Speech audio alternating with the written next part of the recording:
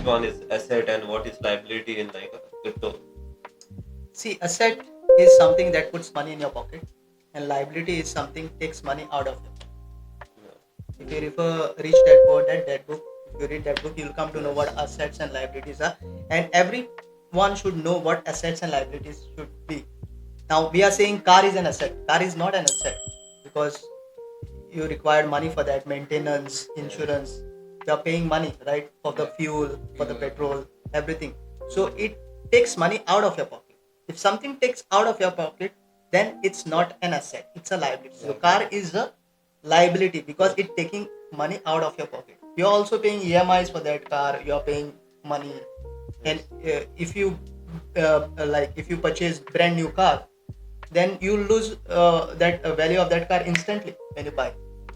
Okay, if you're going to resell, it won't going to happen. You can't sell higher than what you have bought for the actual price.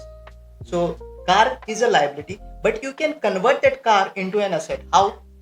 If Like you into rent. rent, correct. If you are earning money from your car rental or whatever, then you can. Now what happens? That car will gives you money. Okay, and if that gives you money in your pocket, that means now it is an asset. So because you are renting car, you are doing a lot of things, and that car produces now income. So similarly, house can also be called as a liability, since you are paying a lot of money or you are taking mortgage. Okay. Yeah. But if we are buying that same house, and if you are renting that house, that means now it's producing income, right? Now it's generating income, and that income is an asset. So this thing you should know what are assets and liabilities, and if you should acquire more asset, you should know what is an asset, because asset will give you money, so you can grow your money quickly and passively. If something happens to you, then you can generate that income through the lifetime. Only once you need to sacrifice also, no? Sacrifice also is there.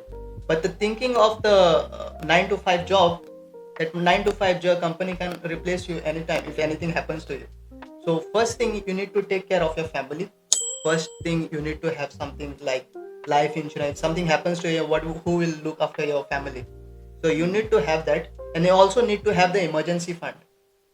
Emergency fund, 6 months of emergency. If you lose your job, if something accident happens to you, how that money will how you gonna have that money?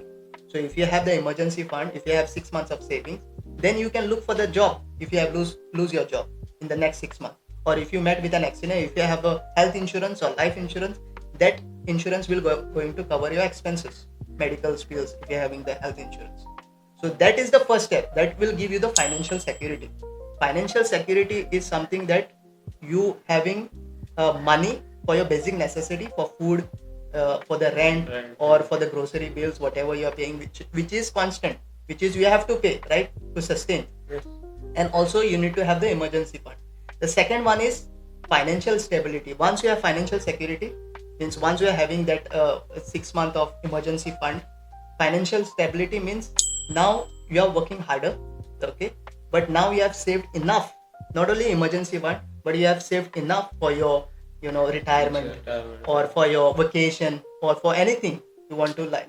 But financial independence means you don't have to work anymore. Yes. You have created a system, you have created a business. Now that same system, that same assets gives you money for the lifetime. You're doing hard work only once, and then the rest is the smart work. That's how you're gonna grow money. So this is how you're going to should know asset and liability before you go, or before you know how to acquire more assets rather than owning liabilities.